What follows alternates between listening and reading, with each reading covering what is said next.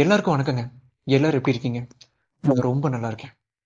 எப்படி இந்த வீடியோவை நீங்க இந்த தம்ப்நெயில் பார்த்து ஓப்பன் பண்ணியிருப்பீங்க மேக்ஸிமம். என்னன்னா, நல்லவர்கள் ஏன் ஜெயிப்பதில்லை அப்படிங்கிற விஷயம் இருக்குங்க. நம்ம சின்ன வயசுல இருக்கும்போது ரொம்ப நல்லவங்களா இருந்திருப்போம் எல்லாருமே.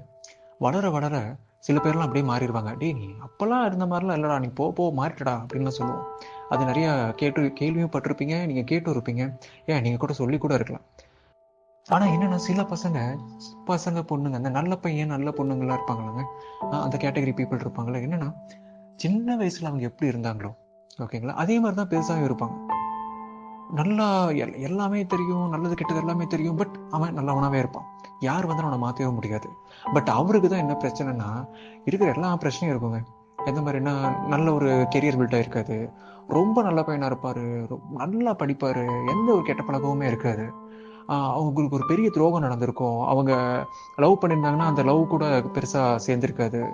அதே மாதிரி பார்த்தீங்கன்னா அவங்க சொந்தக்காரங்கள்லாம் பார்த்தீங்கன்னா பயங்கரமா ஒரு ஒரு ஏமாற்றம், ஒரு துரோகம் எல்லாமே பார்த்துட்டு வாழ்க்கைன்னு எனக்கு பிடிக்கவே இல்லடா அப்படிங்கிற மைண்ட் செட்டில் அவங்க இருப்பாங்க.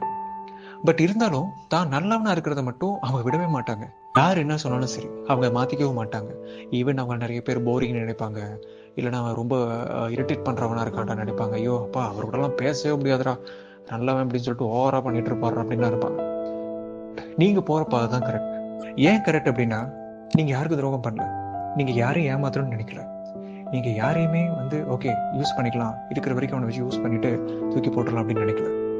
நீங்க உண்மையானவனா இருக்கீங்க, நல்ல மனசோட இருக்கீங்க.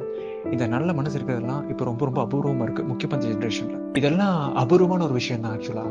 பட் ஒரு விஷயத்த மட்டும் நீங்க மாத்திக்கணும், மாத்தி ஆகுனது என்னன்னா, நல்லவனா இருங்க, ரொம்ப நல்லவனா இருக்காதீங்க. அவங்க உங்களுக்கு ஏமாத்த போறாங்கன்னு தெரிஞ்சும், அவங்களுக்கு துரோகம் பண்ண போறாங்கன்னு தெரிஞ்சும் அந்த துரோகத்தையும் இந்த வழியை ஏத்துக்கணும், அந்த அளவுக்கு நல்லவனா இருக்க வேணாங்கிறத என்னோட ஒரு தாழ்மையான கருத்து. எதுவும் கவலைப்படாதீங்க, கம்மியா இருந்தாலும் நல்லவங்க இருக்கதான் செய்யறாங்க. ஓடிட்டே இருங்க நண்பா, கண்டிப்பா ஒரு நாள் வாழ்க்கை மாறும், கண்டிப்பா மாறும், நீங்க நினைச்ச மாதிரியே. இதே மாதிரி இன்னொரு நல்ல வீடியோல இருந்து உங்களை வந்து பாக்குறேன். அது வரைக்கும் உங்ககிட்ட இருந்து விடைபெறுவது RK chat space. Love you, bye.